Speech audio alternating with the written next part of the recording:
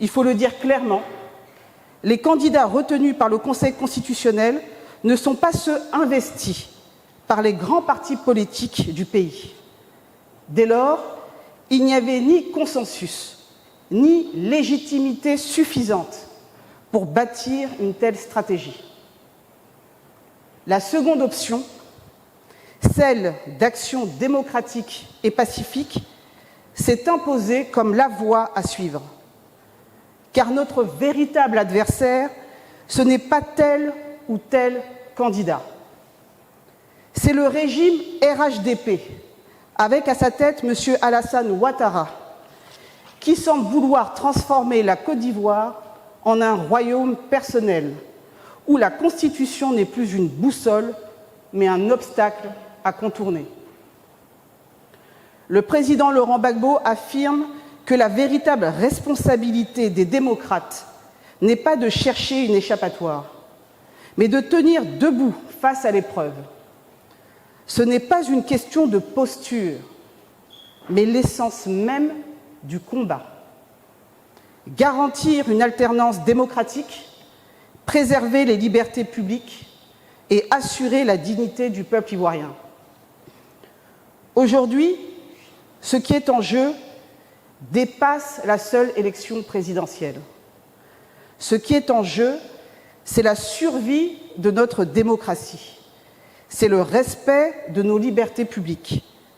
C'est l'avenir même de notre nation. En validant un 4e mandat anticonstitutionnel et en écartant 55 candidats, dont ceux des principaux partis d'opposition, c'est le principe d'égalité devant la loi qui a été foulé aux pieds. Et ainsi, on a privé le peuple de son droit souverain de choisir librement son dirigeant. Ce vers quoi on avance aujourd'hui ressemble à tout sauf à une élection inclusive et transparente. La liste électorale est contestable. La commission électorale indépendante est décriée. Le processus électoral actuel n'offre aucune garantie de transparence ni de crédibilité. Le président Laurent Gbagbo demeure convaincu qu'il est encore temps de privilégier la paix et d'ouvrir la voie à un dialogue sincère. Mais il reste tout aussi ferme. Il ne peut et ne doit pas y avoir de 4e mandat. Le président Laurent Gbagbo souhaite rappeler au président Alassane Ouattara que leur dernière confrontation électorale a été douloureuse pour la Côte d'Ivoire, précisément parce que la Constitution n'avait pas été respectée. Les cicatrices de cette période ne se sont pas encore refermées et nous savons tous quel prix le pays a payé à ce manquement au droit. Aujourd'hui encore, il est de leur responsabilité historique de transmettre à ce pays une Côte d'Ivoire en paix, réconciliée et respectueuse de ses propres règles. Le président Henri Konan Bédié n'est plus. Parmi ceux qui ont eu la charge suprême de conduire la nation, il ne reste désormais que 2 hommes, Laurent Gbagbo et Alassane Ouattara. Cette réalité crée un devoir supplémentaire, car l'histoire retiendra non seulement ce que chacun a fait quand il était au pouvoir, mais aussi ce qu'ils auront légué au moment de le quitter. Il ne faut pas croire que l'on est fort parce que l'on tient momentanément les institutions et les armes. On n'est jamais fort tout le temps, et surtout, on n'est jamais plus fort que le peuple.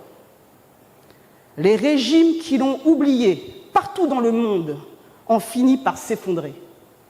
Le peuple, lui, demeure toujours. C'est pourquoi le président Laurent Gbagbo en appelle à la responsabilité. Gouverner, ce n'est pas s'éterniser au pouvoir au risque de briser la nation. Gouverner, c'est préparer la paix et la réconciliation pour l'avenir. Gouverner, c'est respecter la Constitution, respecter le peuple et accepter que le pouvoir ne soit pas une propriété personnelle, mais une charge temporaire confiée par la souveraineté populaire.